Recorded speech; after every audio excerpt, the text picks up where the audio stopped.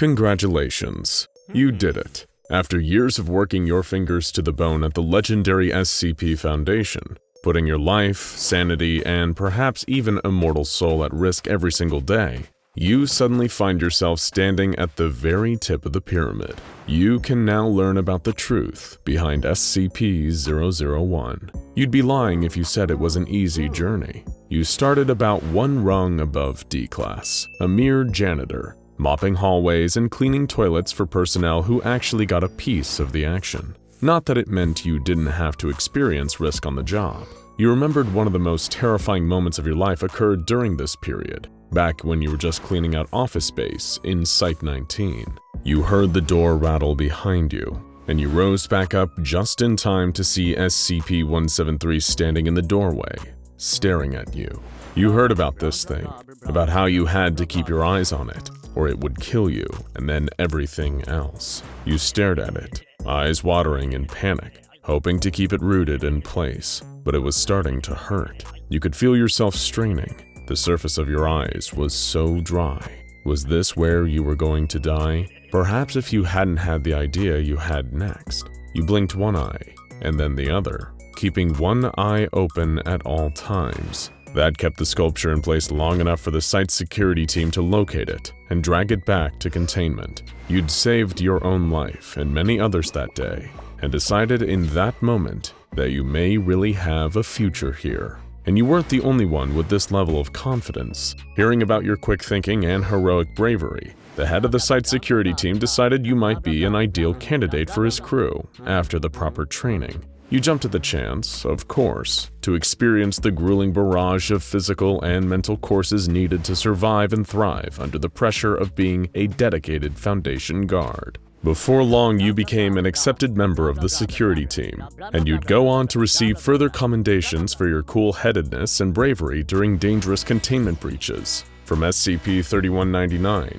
SCP-106, and SCP-939 respectively, you were quickly turning into a respected figure among your Foundation peers. While some would be content to coast on that, you'd never been the kind of person who just rests on their laurels. By day, you worked to keep Site-19 safe from deadly containment breaches and infiltration from crafty groups of interest like the Chaos Insurgency and the Serpent's Hand. But by night, you were taking online college courses, slowly beefing up your qualifications in a number of esoteric research sciences. After years of hard work, you requested a transfer from senior security officer to junior researcher. It'd be a step backwards in terms of career advancement, and you were also told you'd be getting a pay cut for your trouble. But you didn't care. You'd even start with archival work if it meant getting closer to the actual anomalies the Foundation was all about. So that's exactly what happened. You were made a junior researcher, and your first job was archival duties,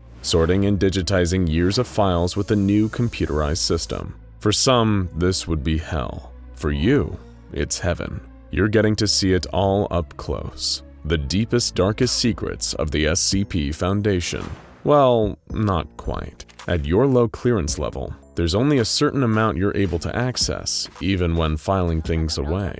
Stumbling into the wrong files and attempting to access them can be actively dangerous too, as many of them are protected with the kind of heavy-duty mimetic kill agents that'd stop your heart before you'd even have a chance to click away. But funnily enough, that level of protection only made the forbidden fruit of knowledge seem more enticing. And the very peak of curiosities, locked under so many layers of secrecy and encryption, was the equal parts iconic and infamous SCP-001.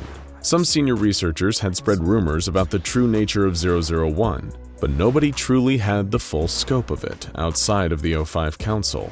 For pretty much everyone else, the true answers would be forever out of reach, like a distant but enrapturing mirage. And it was at that moment that you decided you'd simply have to become a member of the O5 Council. And for the rest of your life, that's exactly what you were trying to work towards. After all, rumor has it that the Council has access to secret life-extending anomalies that they use to linger around for centuries. A single meager lifetime working toward a seat at that table would be such a small price to pay when all was said and done. For the next few decades, you did everything you could to advance your position and climb through the ranks of this prestigious organization. You published award-winning research papers on the nature of thaumatology.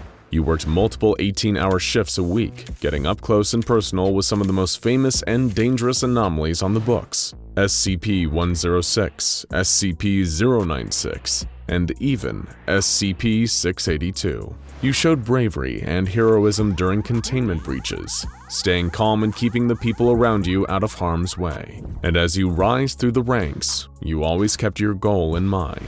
You'll uncover the secrets of SCP-001. You have to know. You will know.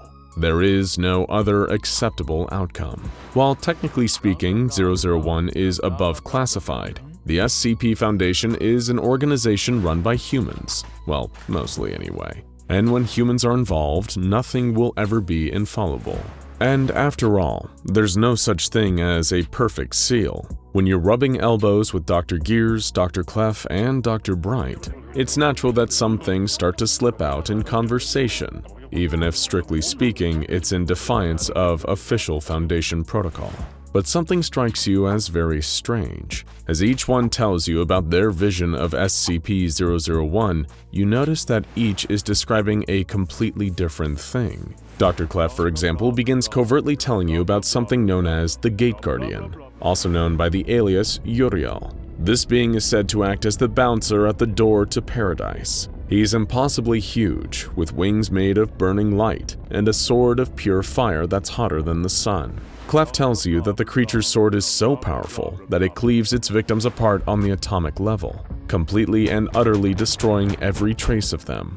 Though he then grumbles with visible frustration that it failed in its attempts to kill SCP-682, adding, "No surprises there, right?" as he left to have a smoke.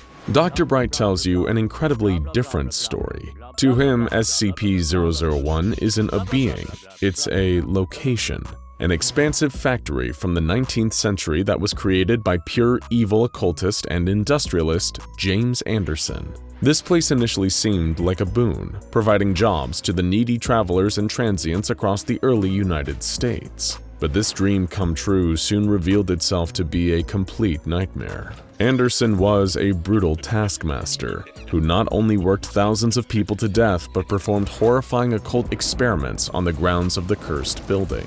You started to worry that perhaps Dr. Bright had a little too much to drink when he started ranting about how the factory helped a burgeoning SCP Foundation commit genocide against the Fae, but you were happy to receive more information about SCP-001 in any case. And Dr. Gears told a far more low-key story than the other two, which was fitting, really, for a man so incredibly buttoned down he probably thought of Lucky Charm marshmallows as an almost unspeakable act of self-indulgence. He told the story of a being he referred to as the Prototype, a dangerous and radioactive monster that functioned as the first truly threatening creature that the SCP Foundation ever faced. Containing it with imperfect methods even led to the death of Dr. Keter, which in turn led to the naming of the Keter class for any anomalies that were particularly challenging to contain. You were awash with data, and yet it somehow felt like you now knew less for sure. Was SCP-001 some kind of umbrella term for a vast collection of different anomalies,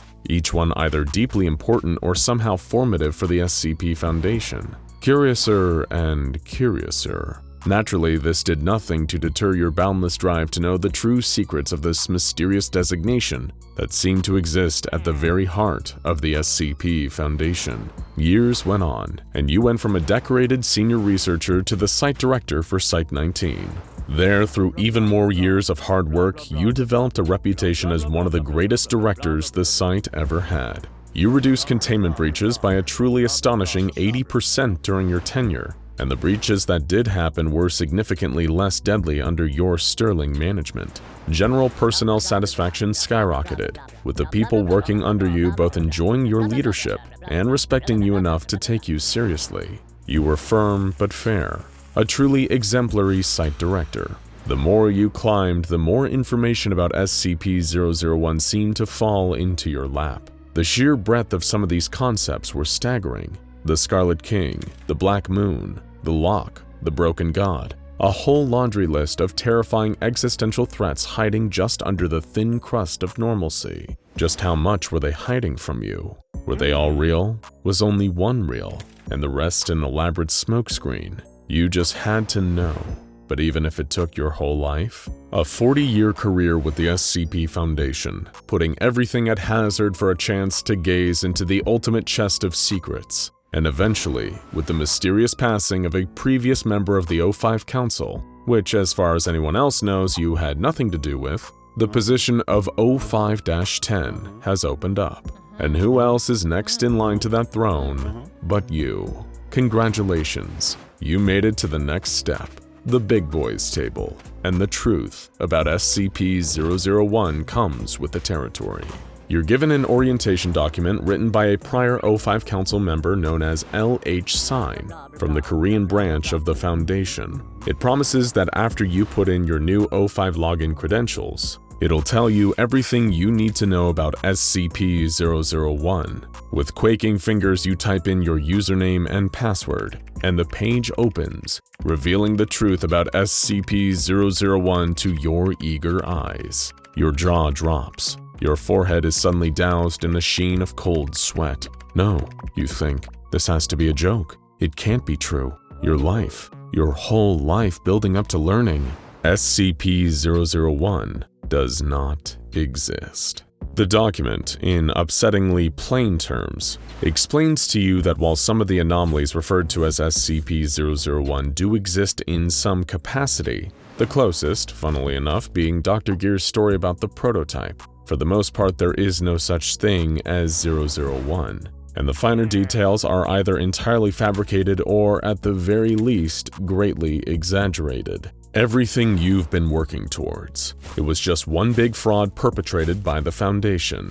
Why? You found yourself asking in a trembling voice. Why?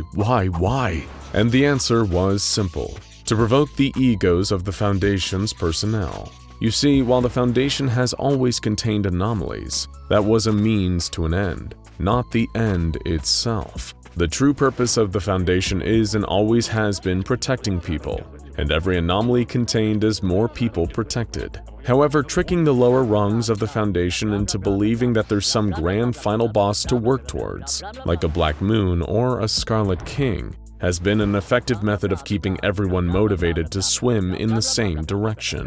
This is hardly an unprecedented move for the SCP Foundation. From their lies around Procedure 110 Montauk, to the controlled deception around the rituals that supposedly keep the Devourer of Worlds on the other side of SCP-2317, the SCP Foundation has never shied away from lying to its own employees for the greater good. But you never expected it to happen to you, and you certainly never expected it to be about SCP-001. You feel like you've been laughed at for your entire life, but now you crack a quivering smile. Maybe your mind has snapped, or maybe you're just glad to finally be in on the joke. Now go check out SCP-001 The World's Gone Beautiful and SCP-001 Ouroboros Cycle The Full Story Compilation for more strange and original takes on SCP-001.